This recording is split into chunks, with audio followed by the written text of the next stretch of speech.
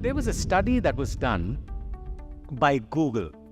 This was between 2012 and 2015. It is one of the most rigorous and robust studies to answer this big question: what separates highly effective and highly performing teams from the other teams?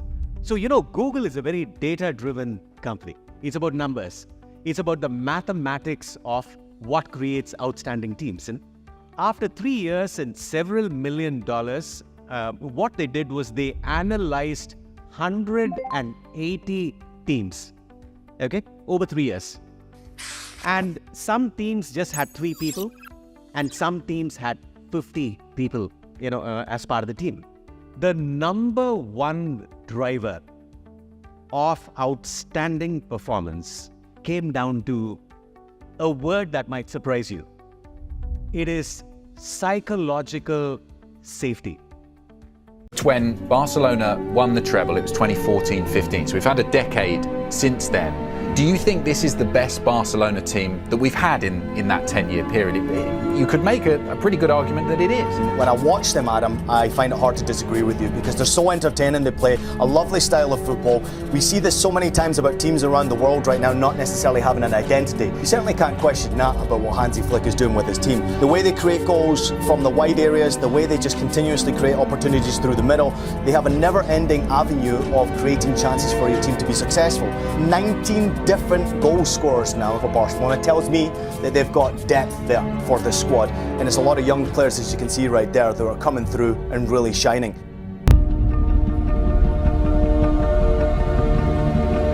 Here is Lamine Yamal, teasing, jinking, giving it to Dani Olmo, who lifts it into space, and Gerard Martin scores his first goal for Football Club Barcelona. He's ball towards the far stick, is in.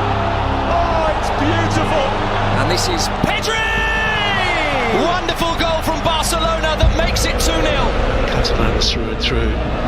It's a nice build-up. Rafinha, Barcelona lead up. My phone rang and I pick up the phone, and on the other end of the phone there's this voice and it says, "Hi, I'm Steve Jobs and I have a little company that I'd like to tell you about." The company is called Pixar, and inside I went to myself, what is Pixar?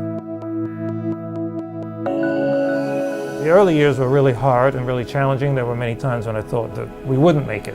2 months in, I think I came home and said to Hillary, my wife, I think I made the biggest mistake of my career, and because it was like, why would you go work for Steve Jobs, who hasn't had a hit in 10 years, and is being written off as sort of a has-been in Silicon Valley, for Pixar, a company in which burned through $50 million of cash and has nothing to show for it. But, I suppose I first began to think that Pixar was going to break through when Toy Story was released.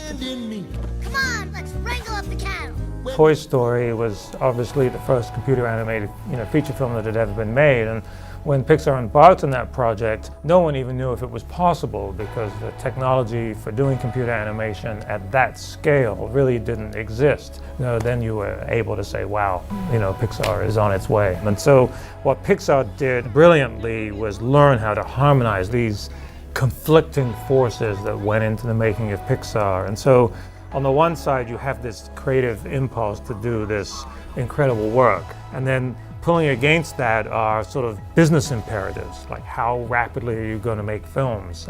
So the executives, so Steve Jobs, Ed Catmull, myself, we were not filmmakers. And so we made a decision that we were going to let the creators be creative. And of course, I would say it was an extremely difficult decision to make. I think doing great creative work is a little bit of a leap of faith. When the production goes wrong, it's expensive. So when there's a crisis, it's going to cost money. In the case of an animated feature film, it could cost $10 million if you make a big story change in the middle, which pretty much happens every time. And so it's in the moment of the crisis that you're tempted, as an executive, okay, I need to step in and take over now.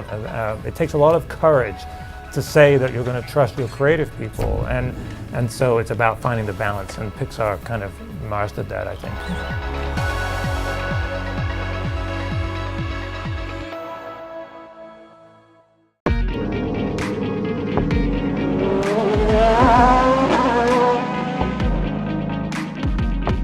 Formula One racing is a sport of the smallest edges in car design. driver preparation, and race day strategies. These small differences account for gains of a second or two over a 2-mile lap of a circuit and are what separate the leaders from the pack. But every decision that's made at every intersection of preparation and execution is fundamentally rooted in the command of massive, fast-moving sets of data and real-time prediction of outcomes.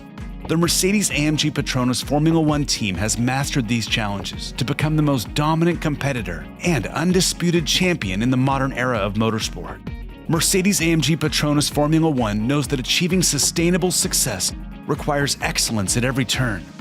The most sophisticated cars, the most successful drivers, and of course the world's most powerful data-centric technologies.